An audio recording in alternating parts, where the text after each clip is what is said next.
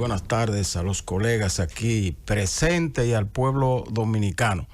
Quiero, antes de iniciar los comentarios, referirme a dos fechas, a dos aniversarios que se cumplen hoy y que no puedo obviar. El primero, el doctor Peña Gómez.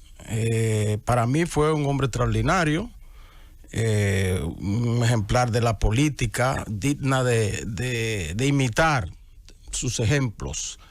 Él coexistió con el doctor Balaguer y con el profesor Juan Bosch, y eso quizás fue un valladar que él no pudo rebasar para ser presidente de la República. Y es una pena, porque hubiese sido un gran presidente.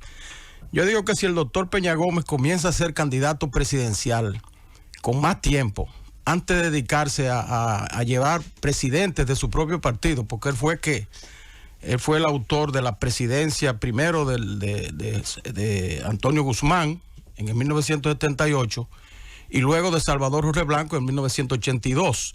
Y entonces, cuando él quiso venir a aspirar en 1990, ya su partido estaba dividido y la polarización se dio en ese certamen electoral entre el profesor Juan Bosch, que ya había formado el Partido de la Liberación Dominicana, y el doctor Balaguer. Entonces, la segunda ocasión en que él quiso ser presidente, en el 1994, ya ustedes saben lo que se dio en esas elecciones, fueron unas elecciones muy cuestionadas, pero de todas maneras el doctor Balaguer logró imponerse, aunque ahí en esa contienda, ¿verdad?, postelectoral, después de las elecciones, el doctor Peña Gómez mostró madera de estadista, aunque no había sido presidente. ¿Por qué?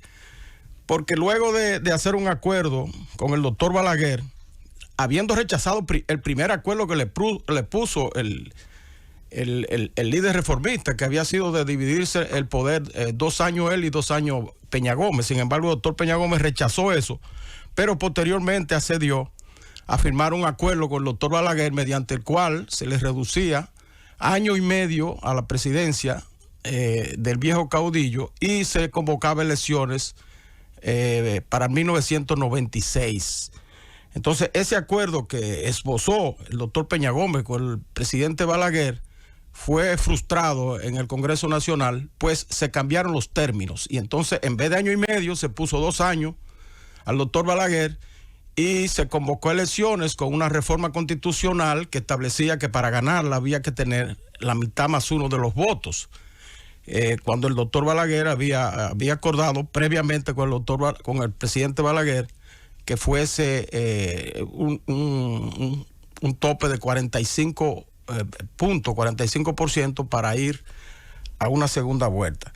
De manera que eso ocasionó que el doctor Peña Gómez no pudiese acceder en el 1996 al poder, porque el doctor Balaguer hizo un acuerdo entonces con el Partido de la Liberación Dominicana y le dio el espaldarazo a Leonel Fernández para que en una segunda vuelta se impusiera sobre el doctor Peña Gómez. Pero digo que dio muestra de estadista el doctor Peña Gómez en ese momento, porque aún sabiendo ya que no iba a ocupar la presidencia, forzó a Balaguer a hacer un pacto, el llamado Pacto por la Democracia, mediante el cual se establecieron reformas en el país, reformas en el tren judicial. Se creó el Consejo Nacional de la Magistratura. Anteriormente los jueces eran elegidos por el Senado de la República, y entonces se creó ese organismo que ya a partir de ahí se encargaría de los jueces. Se prohibió la reelección presidencial consecutiva. Se estableció la doble nacionalidad de los dominicanos residentes en el exterior, que era una demanda muy acariciada por nuestros dominicanos que viven fuera del país. Y de suerte que él logró todas esas reformas, transó, vamos a decir, cuando vio que no se pudo, ¿verdad?, que no pudo alcanzar el poder, pues se conformó con estas reformas que beneficiaban al pueblo dominicano. Y ahí demostró su gran poder de estadista. Como decía Susana esta mañana, yo oí su comentario, que no es necesario ocupar el poder para ser estadista. El doctor Peña Gómez era un estadista que no alcanzó el poder. Lamentablemente no pudo alcanzarlo. Pero fue un hombre que desde la oposición aportó al país, alcanzó una dimensión internacional bastante significativa, se paseó por todos los grandes escenarios de las grandes potencias como un líder latinoamericano recio, de una gran oratoria y con posiciones firmes latinoamericanistas. Fue un puntal importante de la Internacional Socialista, de esa doctrina que tenía su origen en Europa, pero que él se apropió de ella aquí en Latinoamérica y pudo enarbolarla, e incluso hizo que su partido la abrazara. De manera que en un día como hoy, en el 23 aniversario de su fallecimiento, nosotros nos unimos a las loas, ¿verdad?, muy merecidas que hace el pueblo dominicano a su figura y a sus ideas. El otro aniversario es del periódico Diario Libre. El periódico Diario Libre cumple años hoy. Perdón. También los dos. No, Diario Libre, sí. También. También Nuevo Diario. Sí, Mira, no sabía. También Nuevo Diario. Bueno, pues vaya.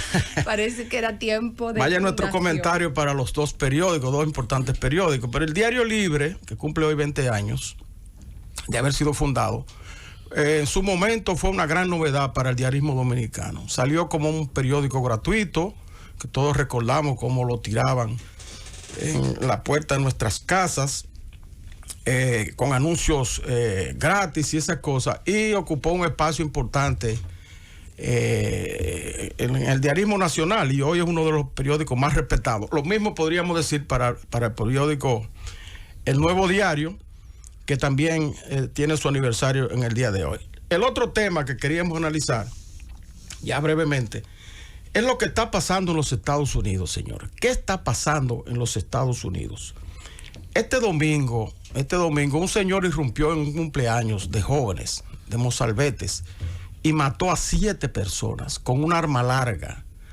Es decir, repitió un acontecimiento que se viene dando en los últimos años en ese país, que es la epidemia de tiroteos masivos que se escenifican con mucha frecuencia.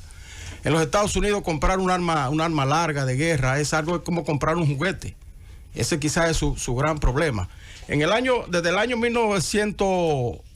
2019 para acá, cada año viene incrementándose la cantidad de personas muertas y la cantidad de tiroteos masivos que se vienen dando en ese país.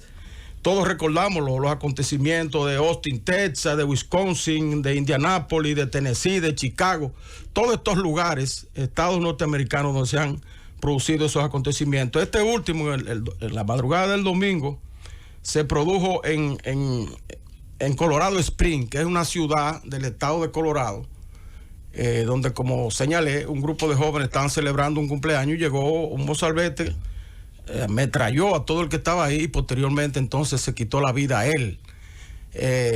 Toda esta facilidad con que los norteamericanos adquieren armas en tiendas normales viene siendo apoyada por la segunda enmienda de la Constitución norteamericana, que data del siglo XIX.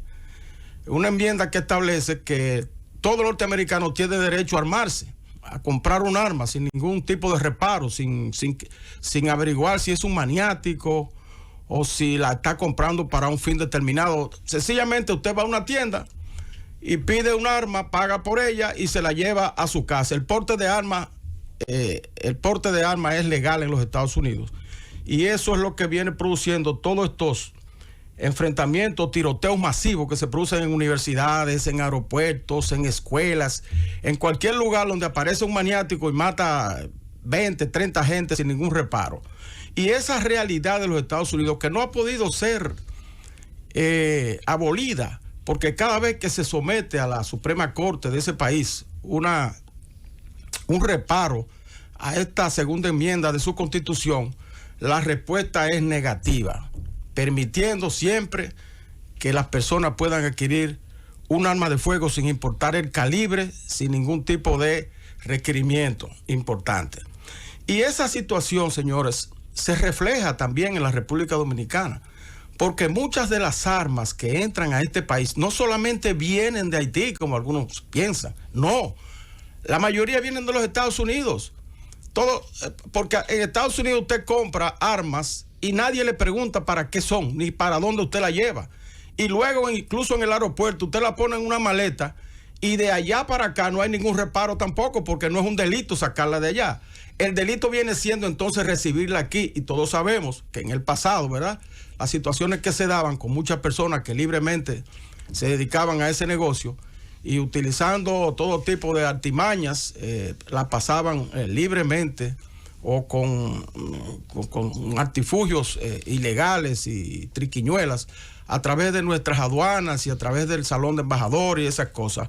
Entonces, muchas de esas armas que hoy pululan por las calles y en manos de personas en la República Dominicana provienen de los Estados Unidos por ese problema que ellos tienen o esa situación que tienen, que adquirir armas no es un delito. De manera que nosotros esperamos que ese país, ese gran país que son los Estados Unidos, pueda en algún momento encontrar una salida a esa situación de la compra y porte de armas sin ningún inconveniente. Finalmente, queremos referirnos a la huelga de los médicos. Miren, señores, hoy los médicos iniciaron una huelga contra la ARS Mafre. Nosotros habíamos hecho un comentario diciendo que ellos habían apuntado mal y hoy lo confirman. Dicen que ellos están en huelga contra una compañía privada, una ARS privada, porque el Consejo Nacional de la Seguridad Social no le hace caso. Oh, pero señor, es al Consejo Nacional de la Seguridad Social que usted tiene que afilar sus cañones. Pero ¿y cómo usted va entonces a perjudicar a una compañía privada que por demás no han hecho un buen trabajo en la República Dominicana en lo que se refiere a la seguridad social? Eso hay que decirlo. Pero también usted está afectando a los dominicanos, a las personas indefensas que van con un seguro que han adquirido con sus recursos, sus propios recursos, hoy a atenderse por alguna dolencia y sin embargo no le dan el servicio.